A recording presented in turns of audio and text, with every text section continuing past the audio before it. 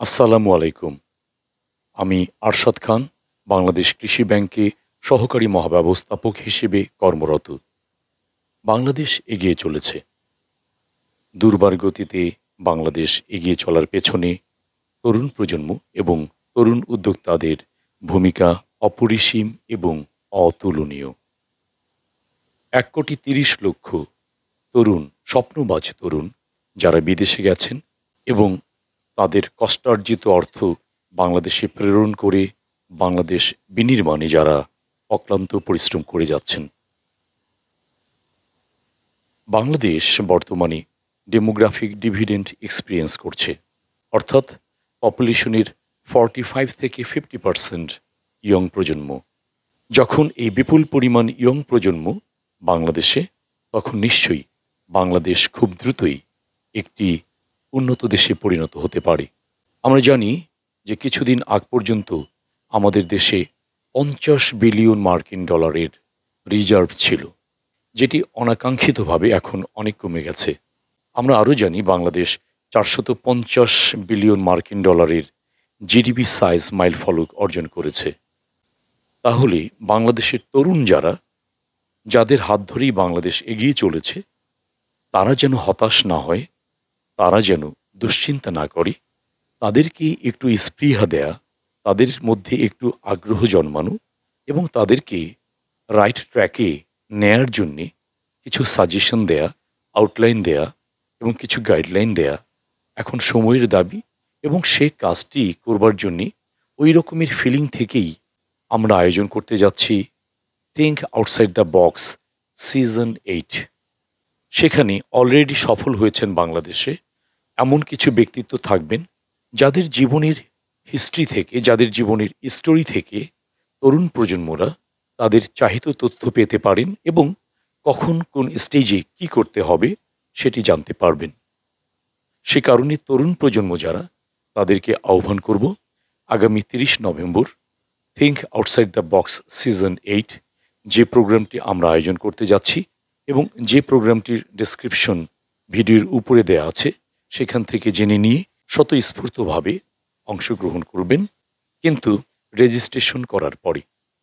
যেহেতু বাংলাদেশের তরুণরা ইনোভেটিভ এবং ক্রিয়েটিভ এবং যেহেতু বাংলাদেশের তরুণদের মধ্যে আগ্রহ আছে, উদ্যোগ আছে, উদ্যম আছে, তাদেরকে সহযোগিতা করা একান্তই কাম্য এবং একান্তই আমরা যারা সিনিয়র তাদের দায়িত্ব বলে আমরা মনে করি।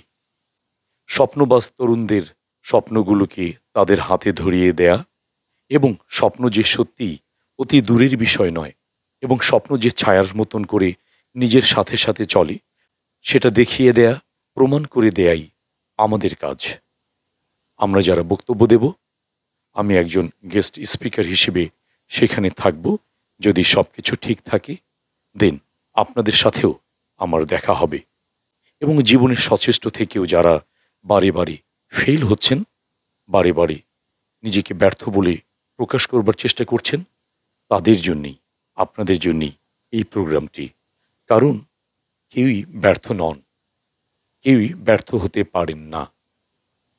কখনো কখনো আপনার জীবনে কেউ একজন প্রয়োজন, যেই জন আপনাকে জানিয়ে দেবে এই কাজটি এখনই করা দরকার, যেই জন আপনাকে জানিয়ে দেবে এই কাজটি ওই সময় করবেন এবং যেই জন আপনাকে বলে দেবে আপনার এই কাজগুলো করবার জন্যে এই দক্ষতাগুলো থাকা দরকার।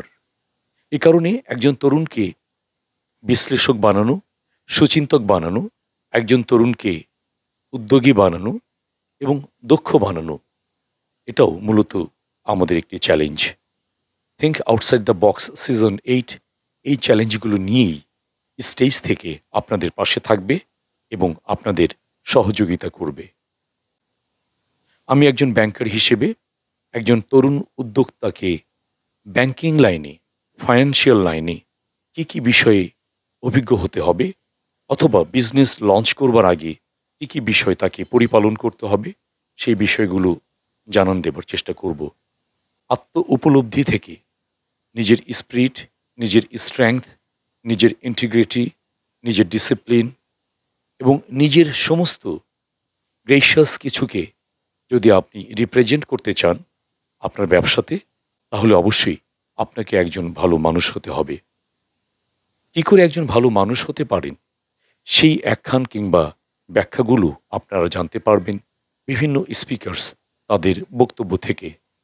আমি আপনাদেরকে ইনভাইট করব, আপনারা দলে দলে, সদল বলে, পরিবার সহ সেই প্রোগ্রামে অ্যাটেন্ড করবেন এবং আপনাদের চাহিত তথ্য নিয়ে ফেরত যাবেন আপনাদের গন্তব্যে পৌঁছানোর জন্যে। ধন্যবাদ সবাইকে। দেখা হচ্ছে সেদিনের সেখানে, অর্থাৎ আমাদের সেই আয়োজনে।